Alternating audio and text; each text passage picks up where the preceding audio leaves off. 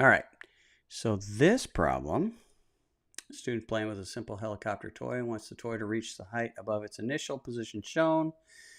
Toy consists of a disc-shaped blade of mass, in this case 0.5 kilograms. So the mass is, let me see if I can get a marker here.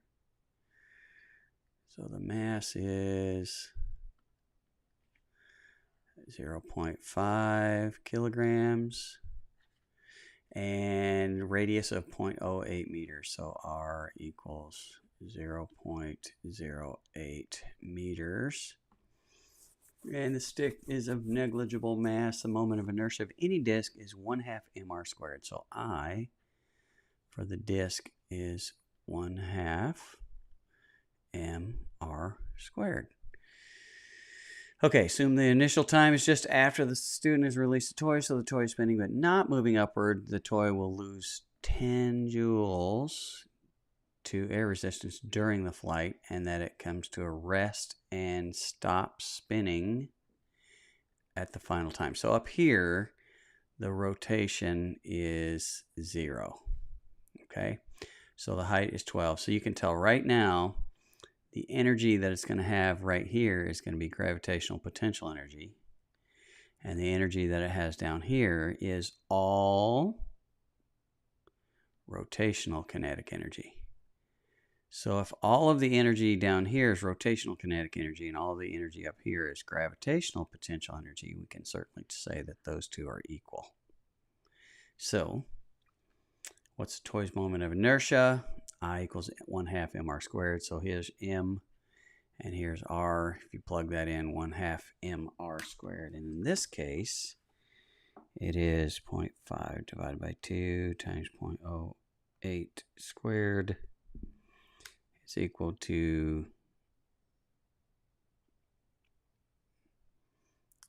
0.5 divided by 2. Let me see. Entry times, not divided by, 0.5 divided by 2 times 0.08 squared equals 0.0016.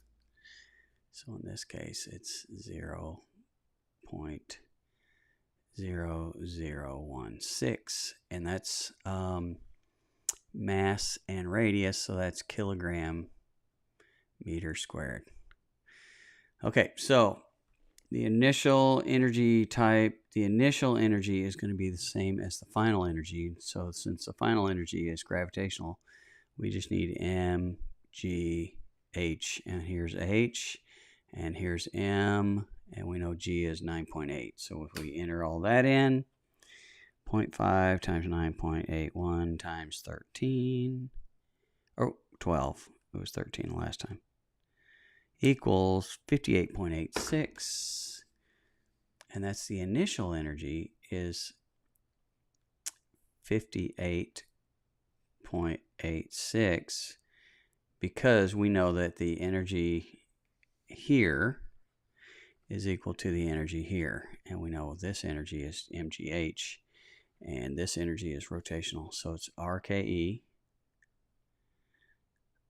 and it is that much. And then it says it's going to lose 10 joules to air resistance. Is there any work done? No work, so that's 0. Loss is yes, and it's loss to air resistance, and it's going to be 10 joules. This is also joules, and this is joules. So the final energy it's going to have is 58 point, well, actually starts with 58.86, loses 10.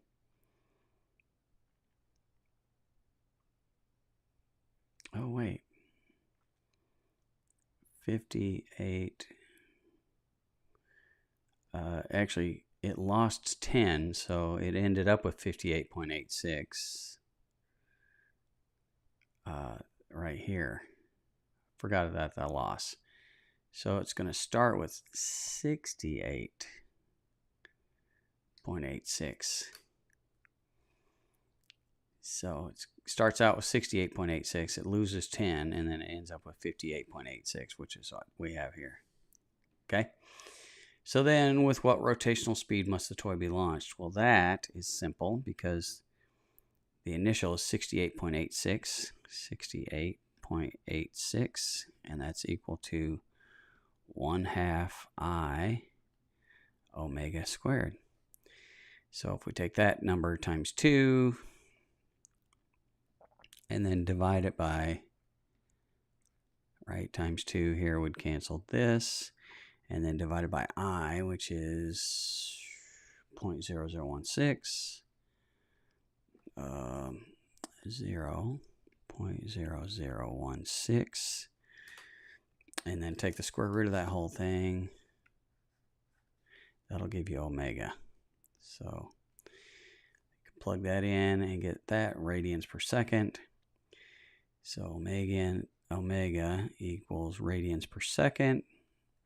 And we want to convert that to revolutions per minute. So we can do that, radians per second.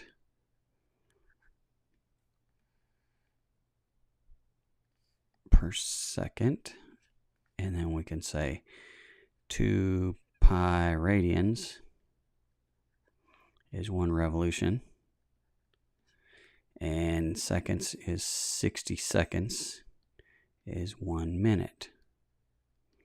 So in seconds cancels with seconds, radians cancels with radians, we get revolutions per minute. So we take the radians per second value that you got here, right here, and we multiply it by 60 times 60 divided by 2 pi, 6.28. And that'll tell you the RPMs. So there you go.